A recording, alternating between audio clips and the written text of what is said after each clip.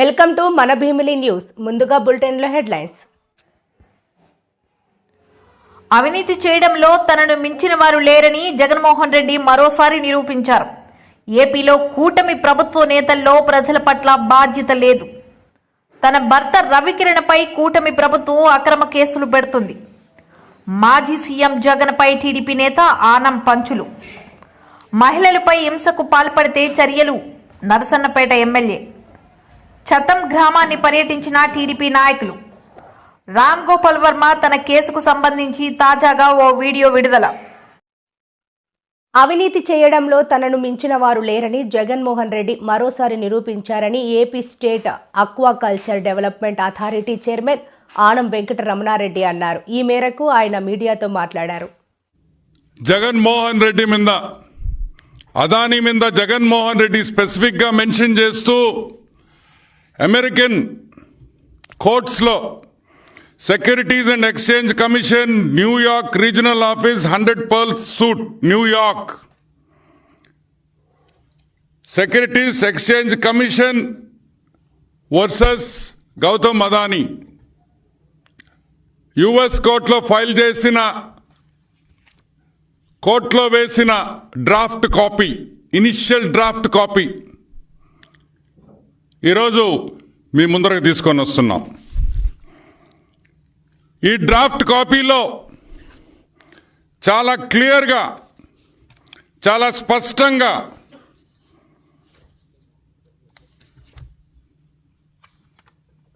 జగన్మోహన్ రెడ్డి పేరు, ఏపీ గవర్నమెంట్లో పెద్ద పెద్ద బడా ఐఏఎస్ ఆఫీసర్ల పేర్లు, నాయకుల పేర్లు ఏపీ గవర్నమెంట్ ఆఫీషియల్స్ కింద ఆ బ్రాకెట్లో వేయడం జరిగింది. United states district court, eastern district court of New York లో ఫైల్ అయిన కేసు ఇది. Case 1-24 CIV 8080 case number. దాంట్లో వాళ్ళ పేర్కొన్న అంశాలు కొన్ని మీకు ఈరోజు మీ ముందరికి తీసుకొని వస్తా. SCCI అంటే సెంట్రల్ గవర్నమెంట్ ఏజెన్సీ జూన్ 2020లో అగ్రిమెంట్ చేసుకుంది. జూన్ 2020లో అగ్రిమెంట్ చేసుకుంది. 90 రోజుల్లో డిస్కామ్స్తో PPA చేసుకోవాలని ఆ అగ్రిమెంట్ ఉంది. 90 రోజుల్లో. కానీ 18 నెలలు దాటినా కూడా, జాగ్రత్తగా వినండి, 18 నెలలు దాటినా కూడా ఈ PPAలు డిస్కాములతో డిస్ట్రిబ్యూషన్కి చేసుకోలేదు. ఎందుకు చేసుకోలేదు? SCCI సెంట్రల్ గవర్నమెంట్ ఏజెన్సీ స్టేట్స్కి పవర్ కొనుక్కోండ్రా నాయన, మేము 9000 మెగావాట్లు సోలార్ పవర్ మా దగ్గర ఉందిరా అబ్బయ్య, వచ్చి కొనుక్కోండ్రా అంటే ఒక్క స్టేట్ గవర్నమెంట్ కూడా రాలేదు, ముందుకు రాలేదు కాదు, దండం పెడతాం, మాకు వద్దయ్యా మీ పవరు అన్నారు. ఏమన్నారు? మీ పవర్ మాకు వద్దు. ఎందుకొద్దు? మీకెందుకు వద్దు? ఎందుకు వద్దంటే మీ రేటు అక్కడుంది, మాకు కావాల్సిన రేటు ఇక్కడుంది. కుదరదు, రేట్లు కుదరవు. సోలార్ ప్యానెల్స్ కాస్ట్ తగ్గిపోతున్నాయి, సోలార్ జనరేషన్ కాస్టే తగ్గిపోతుంది. మాకు ఇంకా చౌకగా వస్తుంది, చీప్గా వస్తుంది, తక్కువ ధరకు వస్తుంది. మాకు వద్దురా బాబోయ్ అని చెప్పిన డిస్కామ్స్ అన్ని. ఏ డిస్కామ్స్? ఆంధ్ర రాష్ట్రంలో ఉండే డిస్కామ్స్ ఒకటే కాదు, భారతదేశంలో ఉండే ప్రతి డిస్కామ్. ఏపీలో కూటమి ప్రభుత్వ నేతల్లో ప్రజల పట్ల బాధ్యత లేదని వైసీపీ ఎమ్మెల్సీ బొత్స సత్యనారాయణ అన్నారు. చంద్రబాబు సర్కార్ డయేరియా బాధితులను పట్టించుకోలేదని అన్నారు. డయేరియా మరణాలు ఎంతో బాధాకరమని అన్నారు. దాన్ని అలా అరికట్టుకుని వస్తూనే ఉన్నారు. తర్వాత వస్తున్నాయి, ఎక్కడో సమన్వయ లోపం వచ్చింది చూసుకోండి అంటే కాదు అని చాలా అసందర్భంగా, చాలా నిర్లక్ష్యంగా ఏం మాట్లాడుతున్నావు తెలియకుండా అని సరే జరుగుతుండే ఆ సంఘటన, జరిగిన దానికి మనం అది జరిగింది ఎలా జరిగింది, ఎందుకు మళ్ళీ ఇంకోసారి జరగకుండా ఏం చేసుకోవాలి చూసుకోవాలి అనేది నాయకత్వం వహిస్తున్న నాయకులు కానీ ప్రభుత్వం కానీ చూసుకోవాలి బాధ్యత. ఇంకా ఆఖరికి ఎంత చెప్పినా ఇంకా వీరికి శ్రద్ధ లేదు, ఇంకా ఏం మాట్లాడినా ఇంకా ఉపయోగం లేదనేది నిర్ధారణకు వచ్చాం. అంటే ఎందుకు చెప్తానంటే ఇవాళ కాదు కదా గొర్రెల గ్రామంలో, ఇవాళ కాదు కదా మన రాజకీయాల్లోకి వచ్చింది. నేను అప్పటికీ చెప్పాను, నాకు తెలిసిన తర్వాత నేను రాజకీయాల్లోకి వచ్చి 96వ సంవత్సరంలో నేను పార్లమెంట్గా నిలబడినప్పటి నుంచి ఎప్పుడు కూడా ఈ విజయనగరం జిల్లాలో, ఈ ఊర్లో విజయనగరం జిల్లాలో రాలేదు ఎలాంటి పరిణామం. ఎప్పుడు ఎంతమంది చనిపోయిన సంఘటన కూడా జరగలే. ఒకరోజు అడిగితే ఒకరు అన్నారు, ఒకరోజు 4 అన్నారు, మరి ముఖ్యమంత్రి గారు 8 అన్నారు మీ సమావేశంలో. తర్వాత డిప్యూటీ సీఎం వచ్చి 10 మంది అన్నారు. ఆయన వచ్చి ఊరికి వచ్చిన 10 మందికి తర్వాత ప్రభుత్వం ఇస్తుంది అని చెప్పి 10 లక్షలు ప్రకటించడం జరిగింది. మరి ఇచ్చారో లేదో ఇంకా తెలియదు, కానీ నాకు ఇచ్చారా, మరి ఇచ్చారో తెలియదు, కానీ సరేలే ఇస్తారో పోతారో మరి అది వాళ్ళదే మనకేం సంబంధం, అది మనకు సంబంధం లేదు కానీ విషయం అది. కానీ చెప్తాను ఎందుకంటే బాధ్యత ఉండాలి. ప్రభుత్వంలో మనం గెలిచామా మనం ఓడామా అనేది కాదు, ఒకసారి ఓడుతాం ఒకసారి పోతాం, అది పెద్ద వింతేం కాదు. కానీ మన తాలూకా బాధ్యత ఉండాలి ఎన్నిసార్లు అయినా సరే. అలాంటి సంఘటన చూస్తే చాలా నాకు ఇబ్బంది అనిపించింది. అది దురదృష్టమైన పరిణామాలు ఉన్నాయి రాష్ట్రంలో. వాటిని చూస్తే ఆ మంత్రి అయితే అసలు ఆయన తెలిసిందేటో తెలియదేటో నాకు తెలియదు, కానీ సరే ఆయన ఏదో మేధావు అనుకుని మాట్లాడుతున్నాడు. ఇంకెందుకులే అలాంటి వాళ్ళతో నోట్లో మన సామెత ఉంది కదా, అలాంటి వాళ్ళని విడిచిపెట్టేస్తే సరే వాళ్ళతో బాధించకండి ఇంకా బాధించడం కూడా ఊరుకున్నాను నేను. ఇంకా తెలియక అంటే అంత నిర్లక్ష్యం. దీనికి అందరికి ఎందుకు చెప్తున్నానంటే సంఘటనలు జరుగుతుంటాయి, కానీ నిర్లక్ష్యం అనేది కాదు, నిర్లక్ష్యం ఉండకూడదు, బాధ్యత ఉండాలి, బాధ్యతారహితంగా ఉండాలి. అది చిన్నవాడి దగ్గర నుంచి పెద్దవాడి వరకు కూడా. నాకు ఈ ప్రభుత్వంలో ఆ బాధ్యత కనిపించలే. ఏదో అపోజిషన్ అని చెప్పి నేను మాట్లాడాను కదా, బాధ్యత కనిపించలే.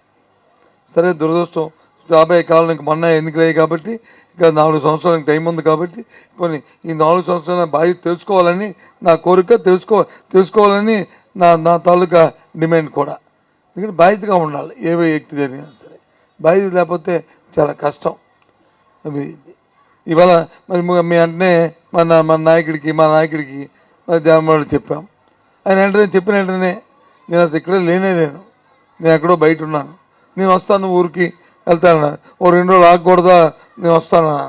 అలా కాదు, ఇంకా 2 రోజులు అయితే లేట్ అవుతుందో పాపం వాళ్ళు బాధపడుతున్నారట కుటుంబాలు ఆ ఊర్లోను, లేదని నేను వెళ్తాను. అయితే వెళ్ళండి సార్ పర్వాలేదండి, సీన్ ఉంటాడు, ఎంపీపీ ఉంటాడు, జడ్పీసీ ఉంటాడు, అందరూ ఉంటారు, పెద్దలందరూ ఉంటారు, చెప్తానులేండి అని చెప్పి అది ఏర్పాటు చేసుకున్నాం. అది బాధ్యత. అది దేని వెంటనే రావడం అనేది ఆ సంఘటన. దానికి వచ్చి మొన్న అంటారు ఆ ఊరు వెళ్ళాడు, అన్ని ఊర్లు వెళ్ళాడు ఆయన అని అంటాడు. ఎక్కడైతే ఎక్కువగా దాని తాలూ గ్రావిటీ ఉందో, ఎక్కడైతే ఆ శానిటీ ఉందో అక్కడికి వెళ్తారు. సంఘటన ప్రభుత్వం ఏం చేస్తుందో. తన భర్త రవికిరణపై కూటమి ప్రభుత్వం అక్రమ కేసులు పెడుతోందని ఆయన భార్య సుజన ఆవేదన వ్యక్తం చేశారు. బుధవారం ఆమె విశాఖ ప్రెస్ క్లబ్లో మీడియా సమావేశంలో మాట్లాడారు. ఆయన ఆరోగ్యం ఏం బాగాలేదండి, అతనికి స్టంట్ వేశారు, హార్ట్ ప్రాబ్లం ఉంది, స్టంట్ వేశారు. అతనికి అసలు 8 గంటలు రెస్ట్ ఉండాలి. అలాంటిది అతన్ని రాజమండ్రి జైల్లోంచి మాచర్ల తీసుకెళ్లారు. మాచర్ల నుంచి తీసుకొచ్చి మళ్ళీ రాజమండ్రి జైల్లో అప్పచెప్పారు. అక్కడి నుంచి మళ్ళీ కురుపం తీసుకెళ్లారు. ప్రతిరోజు అతన్ని 500-600 కిలోమీటర్లు తిప్పుతున్నారండి. అతనికి అసలు నిద్రపోవడానికి కూడా టైం ఇవ్వట్లేదు. ప్రతిరోజు తీసుకెళ్తున్నారు, పీటీ వారెంట్లు వేసి స్టేషన్ కస్టడీలు వేసి తీసుకెళ్తున్నారు. డాక్టర్లు చెప్తున్నా కూడా అతను అన్ఫిట్గా ఉన్నాడు, అతను తిరగడానికి అన్ఫిట్గా ఉన్నాడు, అతని ఆరోగ్యం బాగాలేదని చెప్పినా కూడా అతన్ని స్టేట్మెంట్లు వేసి తీసుకెళ్తా ఉన్నారు. పీటీ వారెంట్లు వేసి స్టేషన్ కస్టడీలు అని చెప్పి తిప్పుతా ఉన్నారు. రోజుకి 500-600 కిలోమీటర్లు తిరుగుతున్నారండి. అతను నిద్రపోవడానికి టైం కూడా ఇవ్వట్లేదు. అతను హార్ట్ పేషెంట్, 8 అవర్స్ అసలు రెస్ట్ ఉండాలి. అతని ఆరోగ్యం బాగా క్షీణించింది. అతను నడవలేని స్థితిలో ఉన్నా కూడా తీసుకెళ్ళిపోతున్నారు. అతన్ని ట్యాబ్లెట్స్ కూడా ఇస్తున్నారా లేదో తెలియదండి నాకు.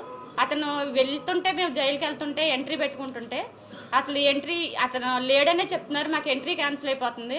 పీటీ వారెంట్లు వేసి తీసుకెళ్ళిపోయారమ్మంటున్నారు. ఏ స్టేషన్ అంటే చెప్పట్లేదు, ఎక్కడికి తీసుకెళ్లారంటే చెప్పట్లేదు.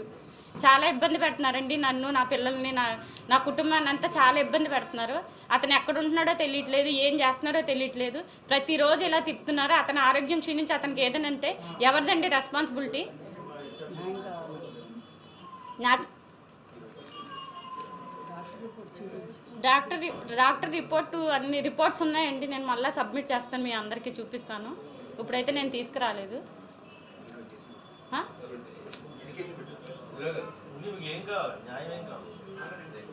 అతని మీద ఎందుకు కేసులు పెట్టారండి? దేనివల్ల కేసులు పెట్టారు? అవన్నీ చూపించండి నాకు. అతను సోషల్ మీడియా అంటే పోస్టులు పెడతారండి. మార్పింగ్ ఏమైనా చేశారా? అతను ఏమైనా అసభ్యకంగా రాశాడు, అసభ్యకరంగా అశ్లీలంగా ఏమన్నా ఉన్నాయా పోస్టుల్లో? ఒకసారి చూపియండి. ఎందుకు పెడుతున్నారు ఇన్ని సెక్షన్లు? ఇన్ని సెక్షన్లు ఎందుకు పెడుతున్నారు అతని మీద?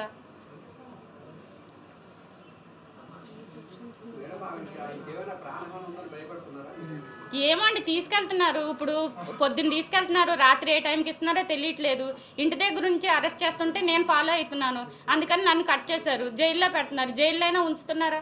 జైలు నుంచి తీసుకెళ్తున్నారు. ఎప్పుడు తీసుకెళ్తున్నారో అర్ధరాత్రి లేదు, సండే లేదు, ఎప్పుడు లేదు. ఎప్పుడు తీసుకెళ్తున్నారో తెలియదు, ఎప్పుడు తీసుకొస్తున్నారో తెలియదు. అతను అక్కడ ఉన్నాడని మనం వెళ్ళి ములాఖాత్ పెట్టుకుంటే అక్కడ లేడమ్మా, పీటీ వారెంట్ మీద తీసుకెళ్లారు. ఎక్కడ తీసుకెళ్లారు మాకు తెలీదు. ఇట్లనే చెప్తున్నారు. జైల్లో కూడా మాకేం చెప్పట్లేదండి. అక్కడికి వెళ్ళి అడుగుతుంటే కూడా మనిషి ఉండట్లేదు, మమ్మల్ని కలవనివ్వట్లేదు అసలు ఆయన్ని.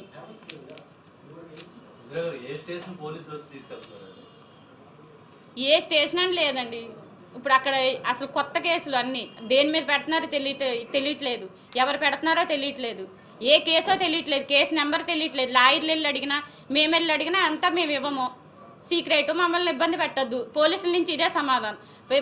మొత్తం పోలీస్ వ్యవస్థ అంతా ఈ వైసీపీ సోషల్ మీడియా కార్యకర్తల కోసమే పనిచేస్తున్నారు వీళ్ళు.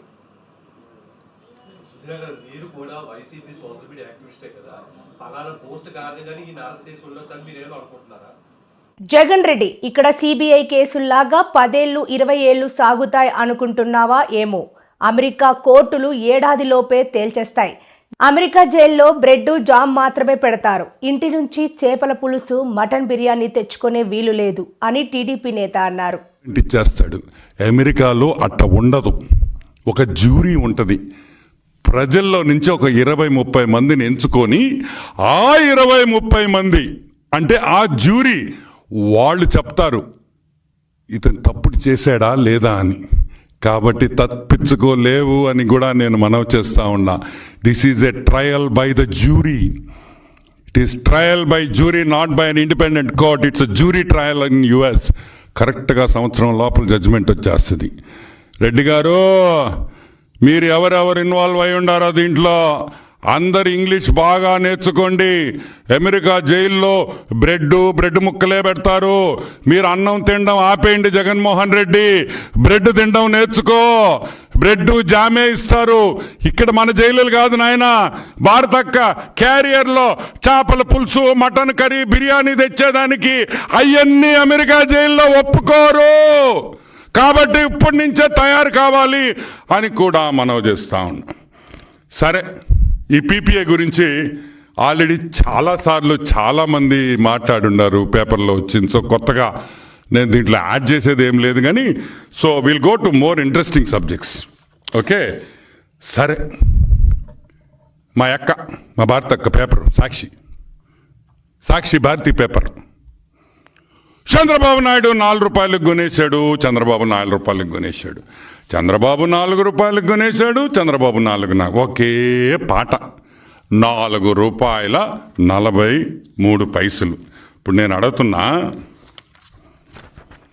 కొన్నాం, మేము కొనలేదని చెప్పలేదా? కొన్నావా? 4 రూపాయల 43 పైసలకు కొన్నాం. మమ్మల్ని మీరు దొంగ అంటున్నారు. సరే, ఆ సంవత్సరంలో ఎన్టీపీసీ తెలంగాణ 4 రూపాయల 66 పైసలకు కొనింది. అంటే కేసీఆర్ దొంగ అంతే కదా?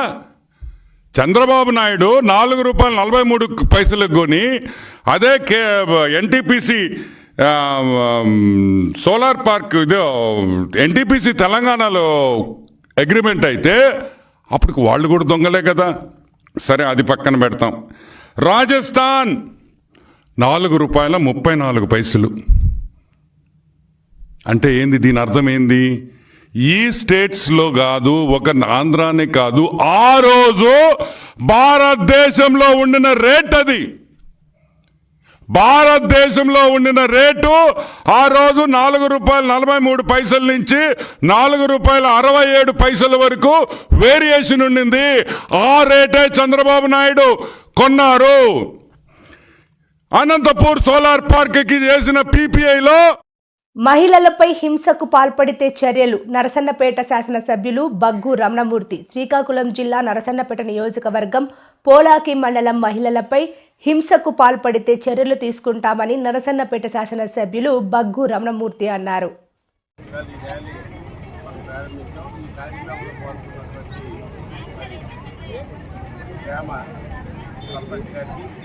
అలాగే మండల పార్టీ అధ్యక్షులు వెంకటప్ప నాయుడు గారికి, మార్కెటింగ్ తరఫున మాజీ చైర్మన్ భాస్కరరావు గారికి, గతంలో సర్పంచ్గా పనిచేసినటువంటి మన రాంబాబు గారికి, మరియు దీంట్లో పాల్గొన్నటువంటి మండల డెవలప్మెంట్ అధికారి ఎంపీఓ గారు రవికుమార్ గారికి, మరియు ఏపీఎం గారికి, ప్రిన్సిపల్ గారికి, మరి సిబ్బంది టీచర్స్ అండ్ వాళ్ళ మిగతా సిబ్బందికి నా యొక్క నమస్కారాలు తెలియజేసి, కార్యక్రమం పాల్గొన్న ప్రతి వారికి నా యొక్క నమస్కారాలు తెలియజేసి, పిల్లలకి ముఖ్యంగా మహిళ ఎవరైతే ఉన్నారో వారికి విద్యార్థులు నా యొక్క ఆశీస్సులు తెలియజేసి, ఇవాళ సమాజం అంతా పూర్తి అయిపోయింది. ఒక పక్క లక్ష్యానికి ఆడవాళ్ళు సైన్స్ అన్ని రంగాల్లో ముందుకు తీసుకుని ఒక పక్క వివక్షత కాకపోతే ఆడ మగ తేడాతో ఆడవాళ్ళ పట్ల హింస, ఒక పక్క గృహహింస అవ్వచ్చు, అలాగే అవగాహన లేక తల్లిదండ్రులు బాల్య వివాహాలు చేసి వాళ్ళ జీవితాన్ని ఒక దశలోనే చేసే పరిస్థితి ఉంది. దానిపైన అవగాహన కల్పించడం, ఆ తర్వాత ఆడవాళ్ళు చిన్నపిల్లలని కలిపి చూడకుండా కొంతమంది మరి లైంగిక వేధింపులు చేస్తూ ఈ సమాజాన్ని ఫస్ట్ పట్టించి సత్య సమాజం సిగ్గుపడే విధంగా తలపంచుకునే పరిస్థితి ఇవాళ ఉంది. వీటన్నిటికీ కారణం అవగాహన లోపం. అందువల్ల ఇవాళ ఎవరైనా మరి తల్లిదండ్రులు కాకుండా ఎవరైనా మిగతా పరపురుషులు ఆడవాళ్ళు తాకినా, మరి వాళ్ళు ఏమైనా ఇతర చేష్టలు చేసినా వెంటనే మీరు ఈ ప్రిన్సిపల్ గారు చెప్పడం, తల్లిదండ్రులు చెప్పడం, తద్వారా పరువు పోతాన్ని ఆలోచనతో పోలీస్ స్టేషన్స్ వరకు వెళ్ళకపోవడం వల్ల చెప్పి ఇటువంటి ఆకతాయికాలుగా శాస్త్రం ఇంకా ఎక్కువ ఉంటుంది. అందువల్ల దాని మీద స్పెక్ట్రమైన చర్యలు ఉండాలనే ఆలోచనతో ఇవాళ నేషనల్ లెవెల్లో చేస్తుంటే ఇది పెద్ద ఎత్తున ఉద్యమంలాగా మన గౌరవ ముఖ్యమంత్రి గారు, deputy chief minister Pawan Kalyan గారు ఆదేశాలు, వాళ్ళ సూచనల మేరకు గ్రామాన ఈవేళ నుంచి 1 నెల రోజుల పాటు మహిళా వివక్షత గురించి, అలాగే చిన్న వయసులోనే పిల్లలకి చదువులు మార్పించి వివాహం చేయడం, వాళ్ళకి ఏజ్ రాకుండా ఇవన్నీ అరికట్టి అభివృద్ధి జరిగే ఏవైతే వాళ్ళకి జరుగుతున్న వేదికలు ఉన్నాయో దాని మీద ముఖ్య స్ఫూర్తితో చేయడం జరిగింది. ఈ కార్యక్రమంలో పాల్గొన్నటువంటి మన పోలాకి ఇంజనీర్ కాలేజీ వాళ్ళకి, నిర్వర్తించినటువంటి మన ఎంపీఓ గారికి, ఏపీఎం గారికి, అలాగే పోలాక్ హై స్కూల్ వారికి మరి చాలా పెద్దలుగా కృతజ్ఞతలు తెలియజేస్తూ ఈ ఉద్యమాన్ని గ్రామాల నుండి ఒక అవగాహనగా వెళ్తేనే ప్రజల్లో చైతన్యం వస్తుంది. బాల్య వివాహాలు కానీ, వేధింపులు కానీ, ఆడవాళ్ళకి హింస గృహహింసలు కానీ అరికట్టడానికి స్ఫూర్తిగా తీసుకెళ్లాలని కోరుకుంటున్నాను. చతాం గ్రామాన్ని పర్యటించిన టీడీపీ నాయకులు గ్రామస్తులకు బియ్యం, నిత్యావసర సరుకులు పంపిణీ. చతాం గ్రామాన్ని పర్యటించిన టీడీపీ నాయకులు గ్రామస్తులకు బియ్యం, నిత్యావసర సరుకుల పంపిణీ. అల్లూరి జిల్లా ముంచంగిపుట్టు మండలం మాకవరం పంచాయతీ చతాం గ్రామస్తులు కనీస మౌలిక సదుపాయాలకు నోచుకోకుండా జీవనం సాగిస్తున్నారని వివిధ పత్రికల్లో, టీవీ ఛానల్స్లో వస్తున్న వరుస కథనాలను చూసి మంగళవారం TDP Araku parliament organising secretary Pangi Sastri Babu వారి బృందం చతాం గ్రామానికి పర్యటించారు. దట్టమైన అటవీ మార్గంలో 5 కిలోమీటర్లు కాలినడకన నడిచి గ్రామానికి చేరుకొని గ్రామస్తుల సమస్యలను తెలుసుకున్నారు. చతాం గ్రామస్తులు పడుతున్న ఇబ్బందులను చూసి గ్రామస్తులకు బియ్యం, నిత్యావసర సరుకులను పంపిణీ చేశారు. అనంతరం TDP Araku parliament organising secretary Pangi Sastri Babu, TDP నాయకులు కిముడు రామదాసు మాట్లాడుతూ చతాం గ్రామంలో కనీస మౌలిక సదుపాయాలు కూడా లేకుండా అనేక ఇబ్బందులతో గ్రామస్తులు జీవిస్తున్నారని, వారం రోజులు బట్టి మీడియాలో వస్తున్న కథనాలను చూసి గ్రామాన్ని పర్యటించడం జరిగిందని, గ్రామస్తులకు ఆధార్, రేషన్, జాబ్ కార్డులు, రోడ్డు, విద్యుత్, ఇతర సమస్యలతో ఇబ్బందులు పడుతున్నామని తమ దృష్టికి గ్రామస్తులు తీసుకువచ్చారని అన్నారు.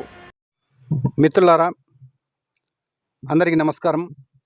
నా పేరు Pangi Sastribabu, Telugu Desam party Araku parliament organisation secretary, Munchingput మండలం మాకవరం పంచాయతీ చత్తా ఆమ్ అనేటటువంటి గ్రామ పరిసర ప్రాంతాల్లో ఇప్పుడు మనం మాట్లాడుతున్నాం. ఈ యొక్క గ్రామం కొత్తగా ఏర్పడింది. ఈ యొక్క గ్రామ సమస్యల మీద గడిచినటువంటి 10-20 రోజులుగా టీవీల్లో, ప్రసార మాధ్యమాల్లో ప్రసారం అవుతూ ఉంది. ఇది ఇక్కడ ఏదైతే గ్రామస్తులు ఈరోజు 7 కుటుంబాలు, 21-22 మంది సభ్యులు ఉన్నారు. వీరు గడిచినటువంటి కాలంలో బాబుసల పంచాయతీ ఏడుకొండల బంద అనే గ్రామంలో నివాసం ఉండేవారు. కొన్ని కారణాల వల్ల వీళ్ళ యొక్క పాపులేషన్ పెరగడం, కుటుంబం పెరగడం, అక్కడ భూమి తక్కువగా ఉండడం, జీవన ఉపాధి కోసం ఈ యొక్క ప్రాంతాన్ని ఎంచుకున్నారనేది వీరి ద్వారాగా మనకు తెలుస్తూ ఉంది. వీరు ఏడుకొండల బంద అనేటటువంటి గ్రామంలో ఉన్నప్పుడు కొంతమందికి రేషన్ కార్డులు కొన్ని కుటుంబాలకు ఉన్నాయి, ఆధార్ కార్డులు ఉన్నాయి. అయితే వీరు ఈ ప్రాంతానికి చత్తా ఆమ్ అనేటటువంటి గ్రామ పరిసర ప్రాంతాల్లో వచ్చి సుమారుగా 6-7 సంవత్సరాలు కావస్తూ ఉంది. వీరు గడిచిన కాలంలో రేషన్ కార్డులు కానీ, ఆధార్ కార్డులు కానీ ఉన్నప్పటికీ ప్రభుత్వం నుంచి వచ్చేటటువంటి రేషను ఇప్పటి వరకు కూడా తీసుకోవటం అనేది లేదు. ఈ ప్రాంతంలో పోడు వ్యవసాయానికి అనుకూలంగా ఉంటుంది, కుటుంబ పోషణ, జీవనం బాగుంటుందనేటటువంటి ఒక ఉద్దేశం మీద ఈ ప్రాంతాన్ని ఎంచుకోవడం అనేది జరిగింది. ఈ గ్రామంలో వీరికి ఈ గ్రామం పేరు మీదుగా ఆధార్ కార్డులు కానీ, రేషన్ కార్డులు లేవు. గడిచిన వీళ్ళు నివసించినటువంటి 7 పరారీలో ఉన్న సినీ దర్శకుడు రామ్ గోపాల్ వర్మ తన కేసుకు సంబంధించి తాజాగా ఓ వీడియో విడుదల చేశారు. తనపై జరుగుతున్న ప్రచారం నిజం కాదంటూ, పెట్టిన కేసులపై అనుమానాలు ఉన్నాయని, తనపై పెట్టిన సెక్షన్స్ ఎలా వర్తిస్తాయో అర్థం కావట్లేదంటూ ఆయన వీడియో విడుదల చేశారు. Extremely sorry to disappoint. అంటే నేను ఉనికిపోతున్నాను, మంచం కింద కొంచెం ఏడుస్తున్నాను అని అందరూ what ever the media speculating, అని అందరికీ చిన్న డిసప్పాయింట్మెంట్గా ఉండొచ్చు వీడియో. ఇక్కడ పాయింట్ ఏంటంటే, I just want explain the whole concept. ఇప్పుడు నేను ఆల్మోస్ట్ ఒక 1 year బ్యాక్ ఏదో ట్వీట్స్ పెట్టాను అనే ఎలిగేషన్. ఆ ట్వీట్స్ ఎవరో మనోభావాలు దెబ్బతిన్నాయి. ఇక్కడ విచిత్రం ఏంటంటే, 1 year బ్యాక్ పెట్టిన ట్వీట్స్ 4 డిఫరెంట్ ప్లేసెస్లో, 4 డిఫరెంట్ జ్యూరిస్డిక్షన్స్లో 4కి ఒకే 3-4 రోజుల వ్యవధిలో వాళ్ళ మనోభావాలు దెబ్బతిన్నాయి. వాళ్ళు ఆ పరంగా కంప్లైంట్ ఇవ్వడం, కేసులు పెట్టడం జరిగింది. ఇక్కడ పాయింట్ 1, ఎవరి మీద అయితే నేను పెట్టానని వాళ్ళు చెప్తున్నారో వాళ్ళకి ఎవరో థర్డ్ పార్టీ, అసలు సంబంధం లేనివాడు. ఆ కాంటెక్స్ట్లో అసలు ఈ కేసు ఎలాగా, ఈ సెక్షన్స్ ఎలా వర్తిస్తాయి అనేది అప్పుడు ఆబ్వియస్గా నాకు వచ్చే అనుమానం కానీ, నాకు కానీ, నా మనుషులు కానీ, ఇది ఒక పర్సిక్యూషన్ చేయడానికి ఒక పద్ధతి ప్రకారం ఉన్న ఎలవబుల్ లాస్ని వాడుతున్నారా, లేకపోతే ఇప్పుడు వరల్డ్ ఓవర్ ఒక ఫినామినా ఏం జరుగుతుందంటే, పొలిటికల్ పార్టీస్ వాళ్ళు they are weaponising the systems of the police. అది అమెరికాలో జరుగుతుంది, యూరోప్లో జరుగుతుంది, ఇక్కడ కూడా జరుగుతుంది. అప్పుడు నేను ఏ ఒక్క వ్యక్తిని, ఒక పోలీస్ ఆఫీసర్ని కానీ, ఒక పొలిటికల్ పర్సన్ కానీ నేను బ్లేమ్ చేయట్లా. I think it happens in certain ఒక ఏమంటారు దాన్ని, ఒక వే, అది అందరూ కూడా ఎంతో కొంత అది చేయటానికి టెంప్టేషన్ ఉండొచ్చు, but eventually there is the law of the land which will take the final call. So అది that I completely agree, believe in that and I abide by that as a citizen. So ఇప్పుడు ఇక్కడ జరిగింది ఏంటి, నాకు ఒక notice వచ్చింది, నేను ఒక రిప్లై ఇచ్చాను, ఫలానా తారీఖు నేను వస్తాను. అప్పటికి నాకు జరుగుతున్న పని ఒక ఆన్గోయింగ్ స్కెడ్యూల్ ఉంది కాబట్టి, నాకు ఫిల్మ్ వర్క్ ఉంది కాబట్టి అవ్వలేదు. అండ్ ఇట్ ఈస్ వేరే ప్రొడ్యూసర్ చేస్తాను, ఆ ప్రొడ్యూసర్కి నష్టం వస్తుంది కాబట్టి నేను మళ్ళీ టైం అడిగాను. ఇదేంటి కేసు, ఇదేం అర్జెంట్ కేసు అంటే 1 year తర్వాత ట్వీట్ చూసిన అతనికి 1 weekలో అన్నీ అయిపోవాలనేది ఏమన్నా మీనింగ్ ఉంటుంది అసలు దానికి? So which basically means it is being done for purposes other than the urgency of the case. ఇప్పుడు అర్జెన్సీ ఆఫ్ ద కేసు అంటే మీరు మర్డర్లు ఇన్ని జరిగి సంవత్సరాలు